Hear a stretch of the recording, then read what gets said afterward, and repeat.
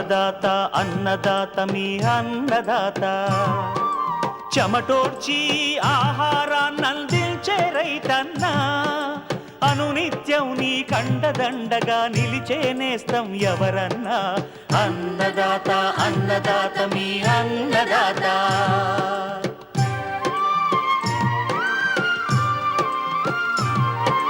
నూతన రీతుల సాగుబడికి నూరింతలు పెరిగే దిగుబడికి సూచనలిచ్చే సస్య రక్షణకు పశు పోషణకి శాస్త్ర విజ్ఞానం అందించి ముందుకు నడిపే తెలుగు రైతు భారతదేశానికి మకుటం అయ్యేలా తీర్చిదిద్దే ఆశయంతో మిమ్ము మేలు కొలిపేది అన్నదాత అన్నదాత అన్నదాత మీ అన్నదాత అన్నదాత అన్నదాత మీ అన్నదాత. అన్నదాత ప్రేక్షకులకు నమస్కారం. ఈనాటి ముఖ్యాంశాలు: మామిడి కాపు అనంతరం తోటల్లో ప్రస్తుత చర్యలు, ఖరీఫ్ వేరుశెనగలో చీడపీడలు నివారణ, మిరపలో చీడపీడల నివారణకు ప్రారంభం నుంచి తీసుకోవాల్సిన జాగ్రత్తలు, ఇంకా జై కిసాన్ వ్యవసాయ సమాచారం.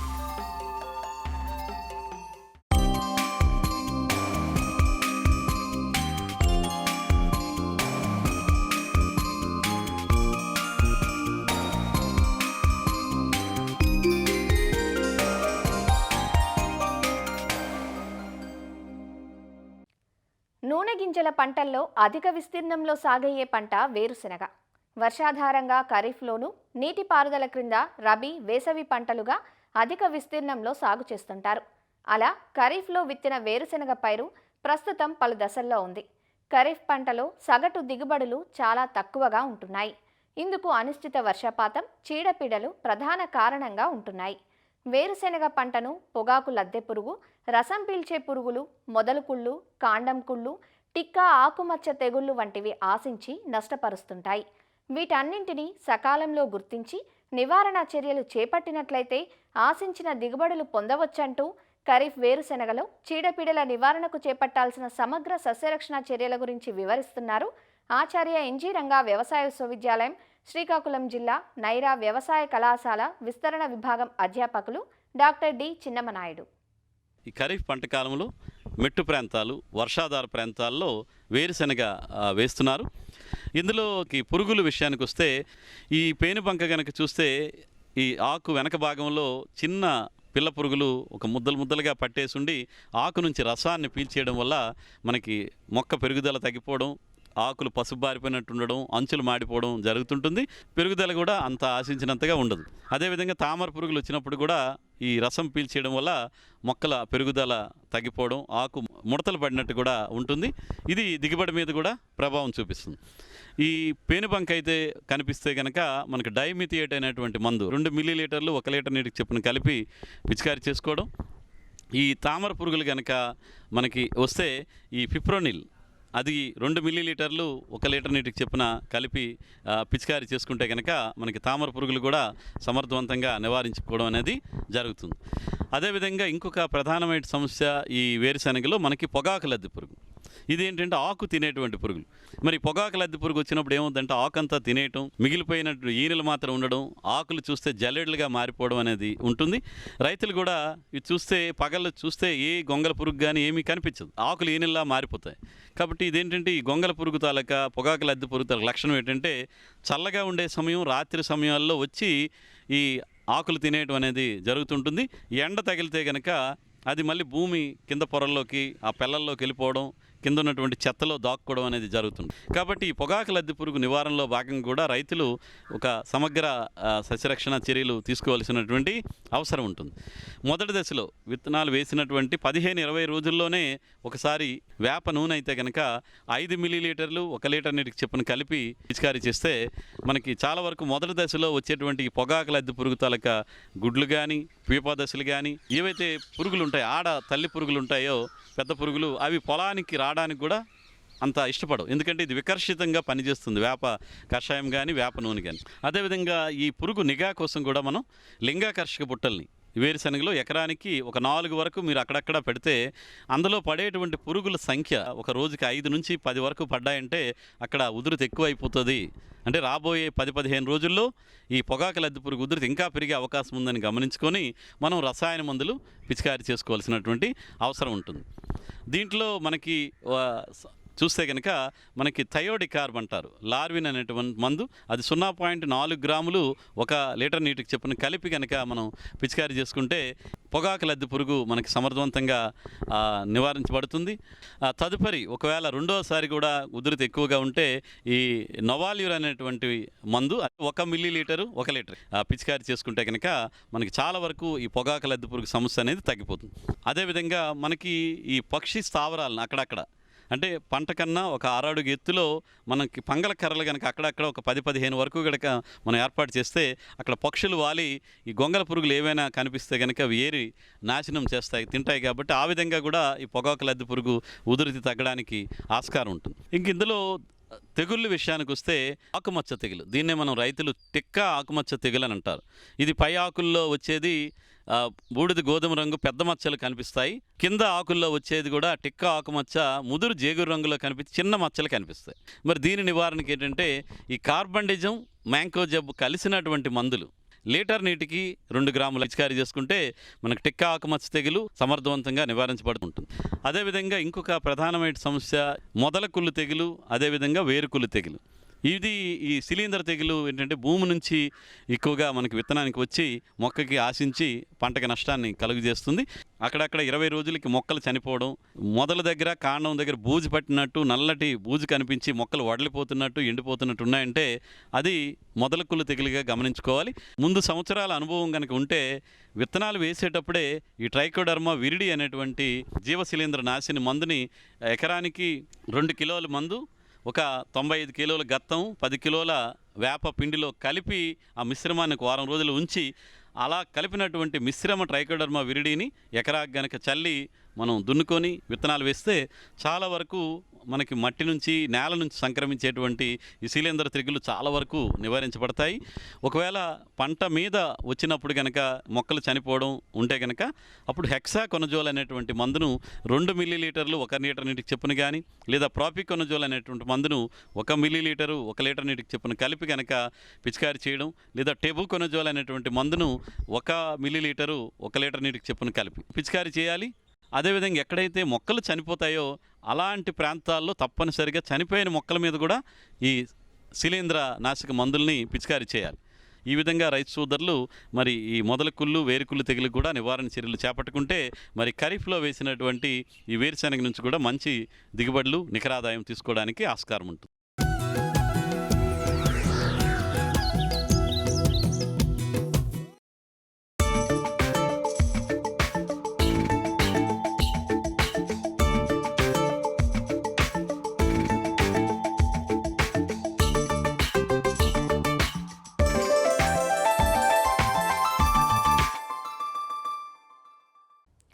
మిరప సాగంటే మన తెలుగు రైతులకు మక్కువ ఎక్కువ.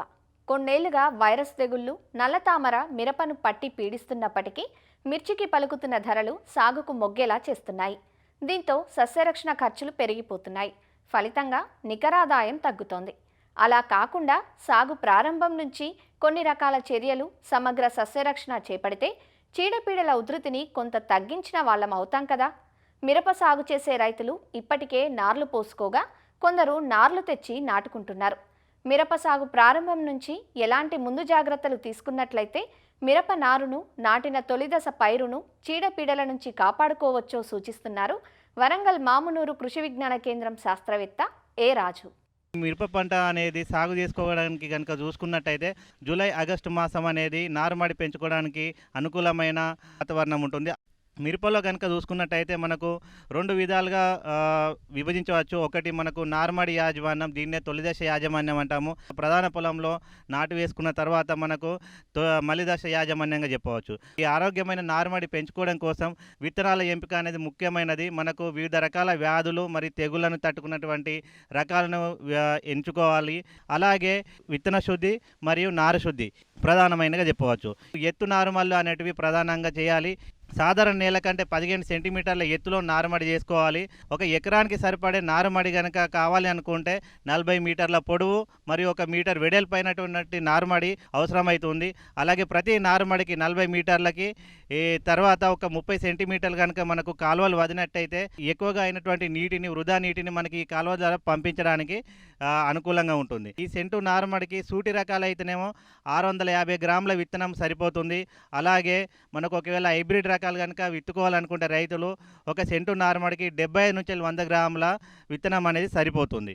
ఈ విత్తనాలను మనం రైతులు విత్తేటప్పుడు ప్రతి వరుసకు మధ్య 10 సెంటీమీటర్ల దూరాన్ని ఉండేలా చూసుకోవాలి. అలాగే మనకు విత్తనం అయితేనేమో 2 నుంచి 3 సెంటీమీటర్ల లోతు వరకు పడేటట్లు రైతులు జాగ్రత్త వహించాలి. ప్రధాన పొలంలో వైరస్ తెగులు అనేది ఎక్కువగా ఆశిస్తాయి కాబట్టి ట్రైసోడియం ఆర్థోపాస్పేట్ అంటే మందును 150 గ్రాములు 20 లీటర్ల నీటిలో కనుక కలిపి దానిని మనకు 1 కిలో విత్తనం దాంట్లో ముంచి ఒక 20 నిమిషాల పాటు ఉంచాలి. తర్వాత ఈ విత్తనాన్ని తీసి మంచినీటితో కడిగి నీడలో ఆరబెట్టాలి. రసం పీల్చే పురుగులు మనకు తొలి దశలో 20-25 రోజుల వరకు ఎక్కువగా ఆశిస్తాయి. వీటిని నివారించడానికి మనకు ఇమిడాక్లోపిడ్ అనే మందును 8 ml ఈ కిలో విత్తనానికి పట్టించాలి. దీనిని ఎలాంటి నీటిలో కలపకూడదు, డైరెక్ట్గా మనకు విత్తనంలో పోసి రైతులు విత్తనానికి పట్టించాలి. 10 నిమిషాలు ఆరనించిన తర్వాత ఇదే విత్తనానికి మనకు కార్బండిజం 3 గ్రాములు కేజీ విత్తనానికి పట్టించాలి. అలాగే చివరిగా మనకు ట్రైకోడర్మా విరిడే అనే బయోఫంగిసైడ్ని 10 గ్రాములు ఈ కిలో విత్తనానికి పట్టించాలి. ఈ విధంగా విత్తన శుద్ధి అనేది 4 దశల్లో చేసుకోవాలి. నారుమడి చేసేటప్పుడు దుక్కిని బాగా దున్నాలి. దున్నిన తర్వాత దానికి బాగా చివికిన పశువుల ఎరువు మరియు వేపపిండిని వేసుకోవాలి. 1 సెంటు నారుమడికి కనుక మనకు 1 కేజీ వేపపిండిని వేసుకోవాలి. దీనివల్ల మనకి నులి పురుగులను నివారించవచ్చు. అలాగే వేరు పురుగులు కూడా మనకి కాండంను కొరికివేసే పురుగులను కూడా ఈ వేపపిండి కొంతవరకు నివారిస్తుంది. అలాగే మనకు నేల యొక్క సారవంతాన్ని కూడా పెంచుతుంది. నారు ఆరోగ్యంగా పెరగడానికి అనుకూలంగా ఉంటుంది. మనకు నారుకుళ్ళు వ్యాధి అనేది ఎక్కువగా ఆశించి నారు చనిపోతుంది కాబట్టి కాపర్ ఆక్సిక్లోరైడ్ అనే మందుని 3 గ్రాములు లీటర్ నీటిలో కలిపి 9వ రోజు, 13వ రోజు, 21వ రోజు పిచికారీ చేసుకున్నట్టయితే మనకు నారుకుళ్ళు వ్యాధి అనేది దాదాపుగా తగ్గే అవకాశం ఉంటుంది. మిరప నారు మనకు ఆరోగ్యంగా పెరుగుతూ ఉన్నప్పుడు మనకి కొన్ని రకాల రసం పీల్చే పురుగులు ఆశించి నష్టపరుస్తూ ఉంటాయి. ఈ రసం పీల్చే పురుగులను నివారించడం కోసం ఫిప్రోనిల్ అనే మందును 2 ml లీటర్ నీటికి కలిపి పిచికారీ చేయాలి. ఆకు తినే లద్దె పురుగులు కానీ వచ్చినట్టయితే స్పైనోజాడ్ అనే మందుని 0.3 ml లీటర్ నీటికి కలిపి పిచికారీ చేసినట్టయితే మనకి లద్దె పురుగులను, తర్వాత రసం పీల్చే పురుగులను నారుమడిలో మనం సమర్థవంతంగా నివారించవచ్చు.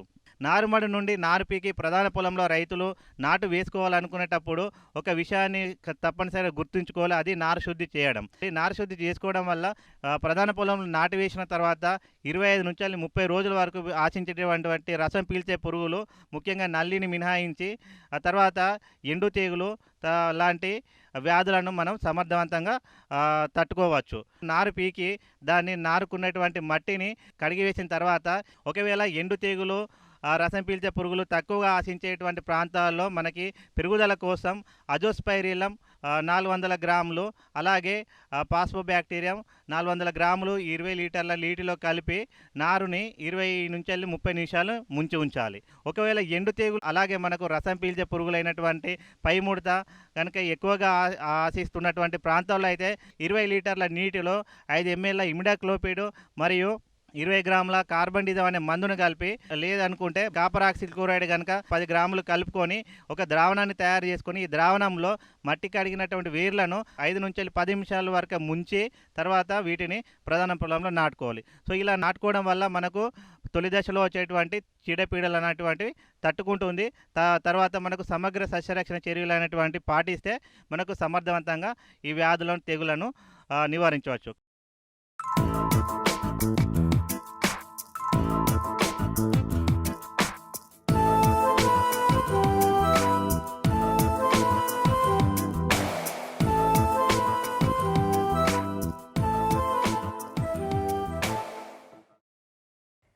తెలుగు రాష్ట్రాల్లో అత్యధిక విస్తీర్ణంలో సాగయ్యే పండ్ల తోటల్లో మామిడిది అగ్రస్థానం.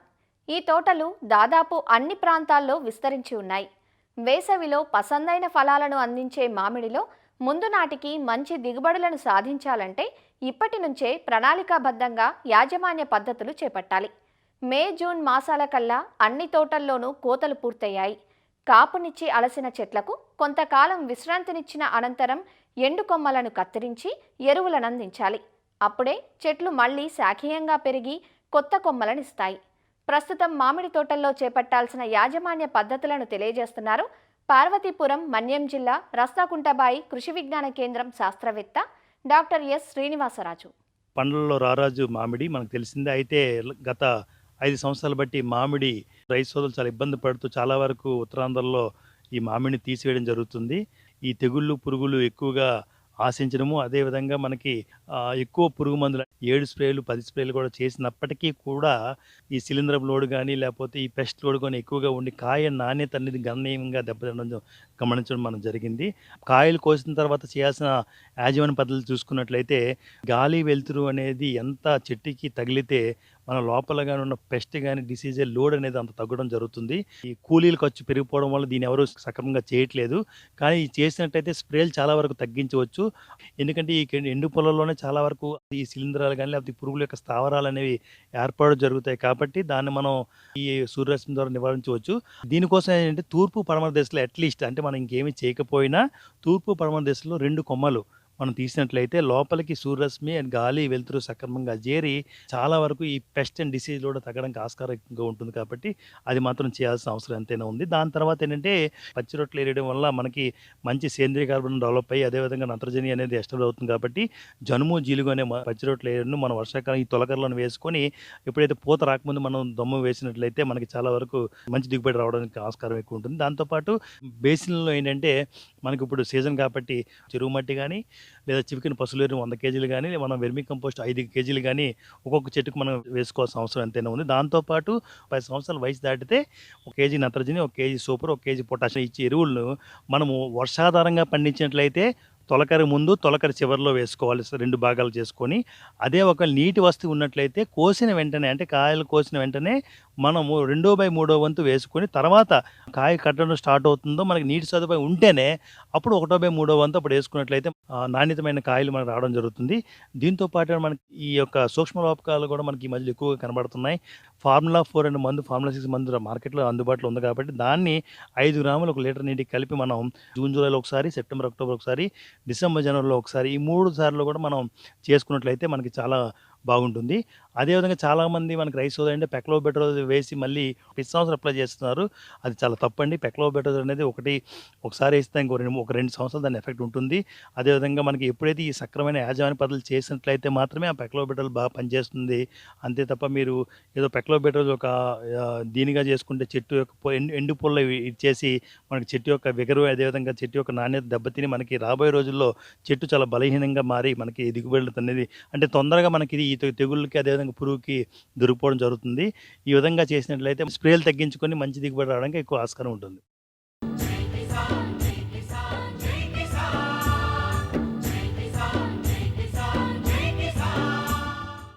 వ్యవసాయ సమాచారం ఇప్పుడు జై కిసాన్లో చూద్దాం. టమాటా సాగులో స్టేకింగ్ విధానాలను అనుసరిస్తూ నాణ్యమైన దిగుబడులు సాధిస్తున్నారు నాగర్ కర్నూలు జిల్లా రైతులు. జిల్లాలోని తిమ్మాజీపేట మండలం మరికల్ గ్రామ పరిధిలో రైతులు గత కొన్నేళ్లుగా టమాటా సాగు చేస్తూ వస్తున్నారు. అయితే సాధారణ పద్ధతిలో పంట సాగు చేసే సమయంలో కాయ నాణ్యత దెబ్బతిని మంచి ధరలు రాని పరిస్థితి. ఇలాంటి పరిస్థితుల్లో రైతులు టమాటా పంటలో స్టేకింగ్ విధానాలను అవలంబిస్తూ నాణ్యమైన దిగుబడులను సాధిస్తున్నారు. నేను 1 ఎకరం టమాటా పెట్టిన నారు హైదరాబాద్ స్నేహ నర్సరీ నుంచి మొక్కలు తెప్పించినాం. మొక్కలు తర్వాత పెట్టుబడి 1 లక్ష వరకు వచ్చింది. టమాటాలు ప్రస్తుతం రోజు ఒక 20 బాక్సులు వెళ్తున్నాయి. బాదపల్లి వ్యాపారస్తులకు మేము ప్రతిరోజు టమాటా అక్కడ పంపిస్తున్నాం. ఈ టమాటాకు పూర్తిగా స్టేకింగ్ చేసినాం. స్టేకింగ్కు కర్రలు వచ్చేసి 1 లక్ష వరకు పెట్టుబడి అయింది. ఈ సిస్టమ్ ఇది మేము మదనపల్లి దగ్గర రైతులను చూసి అక్కడ వాళ్ళు ఎట్లా చేస్తారని చెప్పి అక్కడికి వెళ్ళి చూసి మేము ఇట్లా ఇక్కడ పంటలు ఇట్లా పండిస్తే బాగుంటుంది అన్నట్టుగా ఇక్కడ పండిస్తున్నాం. ఈ రేట్ వచ్చేసి ఒక ఫర్ బాక్స్ ఒక 400 అవుతుంది. ఆ టమాటా పుదీనా చేస్తుంటాను నేను. చేస్తా తెంపుతా అమ్ముతాం. కష్టం ఎక్కువ ఉన్నా మేము చేస్తూనే ఉంటాం. అందుకని మాకు ఇంకా ఈ కట్టెలు వాతడం, దారాలు కట్టడం, కూలోళ్ళ పిల్లలని వాళ్ళ వీళ్ళని తోలుకొచ్చి చేస్తుంటాను నేను పని. వస్తున్నాయి, మంచిగానే వస్తున్నాయి. ఇప్పుడైతే రేటు 400 పోతుంది బాక్స్ మేము దింపకపోతే. మాకు 500 అన్నా 600 అన్నా పోవాలి, మాకు తక్కువ పోతుంది. ఇప్పుడు మేము ఎప్పుడు తోటలే పెడుతుంటాం, ఏది వేయము. ఇంకా వస్తుంది ఓసారి రాదు, అట్లా అవుతుంది. వర్షాకాలం ఎక్కువ ఉంటే పోతాయి. బెటనైతే పెట్టుకున్నాం ఎకరా పొలం. ఇప్పుడు గత 5 సంవత్సరాలుగా మేము వ్యవసాయం చేస్తున్నాం. అంటే టమాటా పండించడం జరుగుతుంది. సాలార్ సీడ్ ఇక హైదరాబాద్ నుంచి తెప్పించాము. స్టేకింగ్ పద్ధతిలో టమాటాలను సాగు చేస్తున్నాం. డైలీ ఒక 20 బాక్సెస్ వస్తాయి. నాది డిగ్రీ పూర్తి అయినప్పటి నుంచి నేను కూడా వ్యవసాయం మా వాళ్ళకి హెల్ప్ చేస్తున్నాను. టమాటా సాగులో స్టేకింగ్ విధానాలతో పంట నాణ్యత పెరగడంతో రైతులు ఒకరిని చూసి ఒకరుగా పంట సాగు చేపట్టారు. టమాటాతో పాటు మిగతా కూరగాయలను సాగు చేస్తూ రోజువారీ ఆదాయాన్ని ఆర్జిస్తున్నారు. టమాటా వేసినాము, ఇంత మిర్చి వేసినాము, ఇంత చిక్కుడుకాయ వేసినాము, కొద్దిగా వేసినాము, మంచి దిగుబడి వచ్చింది. ఇప్పటి వరకు అయితే ఆ నరసింహనే నేర్పిండు, ఇట్లా ఉంటే బాగుంటుంది అన్నట్లు.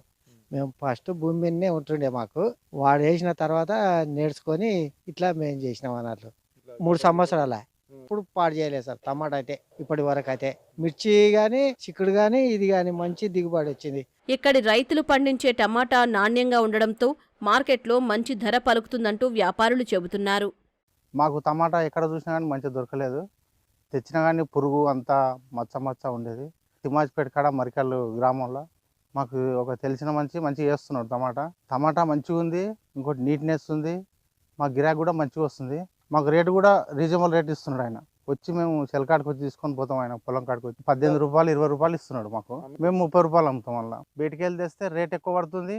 ఇంకోటి ఆ బాక్స్లో ఈ బాక్స్లో వేసి మార్కెట్కి పోయి వచ్చి ఈ బండి మీద వచ్చే వరకు మేము అమ్మే వరకు మొత్తం ఖరాబ్ అవుతుంది టమాటా. ఈ రైతు ఏం చేస్తున్నాడు అంటే డైరెక్ట్ మాకు తెచ్చిపోస్తున్నాడు. అంటే ట్రాన్స్పోర్ట్ లేకుండా డైరెక్ట్ మాకు వస్తుంది.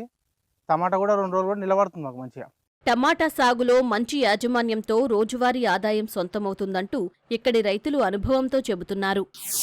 కర్నూలు జిల్లా ఎమ్మిగనూరు వ్యవసాయ మార్కెట్ ముందస్తు వేరుశెనగ దిగుబడులతో కళకళలాడుతోంది. గత ఏడాది రబీలో వేసిన పంట నష్టాలను మిగిల్చిన నేపథ్యంలో వేసవి పంటగా నీటి వసతి కింద వేసిన వేరుశెనగ పంట మంచి దిగుబడులను అందించింది. ఎకరానికి 30 నుంచి 50 బస్తాల వరకు దిగుబడులు వచ్చాయి. క్వింటా వేరుశెనగ మార్కెట్లో 3,000 నుంచి గరిష్టంగా 7,000 రూపాయల ధర పలుకుతోంది. అయితే వ్యాపారులు కుమ్మక్కై ధరలు తగ్గిస్తున్నారంటూ రైతులు చెబుతున్నారు. ఎకరాకి 45 అంచులు వచ్చినాయి. పోయినసారి వర్షాలు పట్టుకొని గిట్టుబాటు ధర లేక నష్టాలు అయినవి. ఈసారి ఇదే రేటే కొద్ది పెరిగితే బాగుంటుంది. నేను ఎకరా గుడ్లు వేసినాను, 40 అంచులు అయింది. పెట్టుబడి 50,000 అవుతుంది ఎకరాకి. ఇక్కడ వచ్చేసి పచ్చివి అయితే 5,500, 5,300, 5,400 పోతున్నాయి. ఎండినవి అయితే 6,200, 6,500 లాస్ట్ పోతున్నాయి. అదే హైయెస్ట్ రేటు. ఎవరో ఒకరు వస్తారు మార్కెట్కి వచ్చేసి హైయెస్ట్ ఒట్టుగుడ్డలు ఒకటి రాస్తారు హైయెస్ట్. అన్ని మామూలుగా 6,000, 5,000. 3 ఎకరాలు వేసినాము. ఎకరాకి 40 బస్తాలుగా 3 ఎకరాలకి 125 చేసింది. పంట బాగానే ఉంది కానీ గిట్టుబాటు ధరలు లేవు. పోయిన సంవత్సరం కానీ ఇదే రేటే ఉంది కానీ పంట లేకుండా కానీ పంట భారీగా వచ్చింది కానీ రేటు మాత్రం గిట్టుబాటు ధర రావడం లేదు. 2 ఎకరాలు వేసినాము. ఎకరాకి 40 అంచు వచ్చింది. ఇత్తనాలు ఒక్కటే పడినాయి 40,000. ఎకరాకి 7 అయితే దిగుబడి బాగా వచ్చింది. 30,000 దాకా ఇత్తనాలే కొన్నాము. మేకంటే ముందు వేసినాము. మాకు ఇంతకుముందు అయితే 35 వస్తున్నాయి, ఇప్పుడు 40 వచ్చినాయి. ఏప్రిల్, మే నెలల్లో నీటి వసతి కింద సాగు చేసిన వేరుశెనగ పంట ప్రస్తుతం మార్కెట్ను చేరుతోందని మార్కెట్ అధికారులు చెబుతున్నారు. గత ఏడాది రబీలో సరైన దిగుబడులు రాని పరిస్థితుల్లో ప్రస్తుత దిగుబడులు రైతులకు ఊరటనిస్తున్నాయంటూ వివరిస్తున్నారు. ఇది పంట కేవలం బావుల్లో కింద పండిన పంటే అధిక దిగుబడి రావడంతో తక్కువ భూమిలో సాగు చేసినా కూడా ఈ పంట రావడం జరిగింది. మంచి ఉత్పత్తితో రైతుకు మంచి ధర కూడా వస్తూ ఉంది. వేరుశెనగకు గిట్టుబాటు ధర కల్పిస్తే గత ఏడాది నష్టాల నుంచి కొంతవరకు గట్టెక్కే అవకాశం ఉంటుందంటూ రైతులు కోరుతున్నారు. మరిన్ని విభిన్న అంశాలతో రేపటి అన్నదాతలో మళ్ళీ కలుసుకుందాం. నమస్కారం. అన్నదాతలు తమ సందేహాలు, సమస్యలను 1800-425-4085 టోల్ ఫ్రీ నెంబర్లో ఉదయం 10 గంటల నుంచి 11 గంటల మధ్య పని దినాలలో సంప్రదించగలరు. ఈ కార్యక్రమాన్ని యూట్యూబ్లో www.youtube.com/annadaata ETV లింక్ ద్వారా వీక్షించవచ్చు.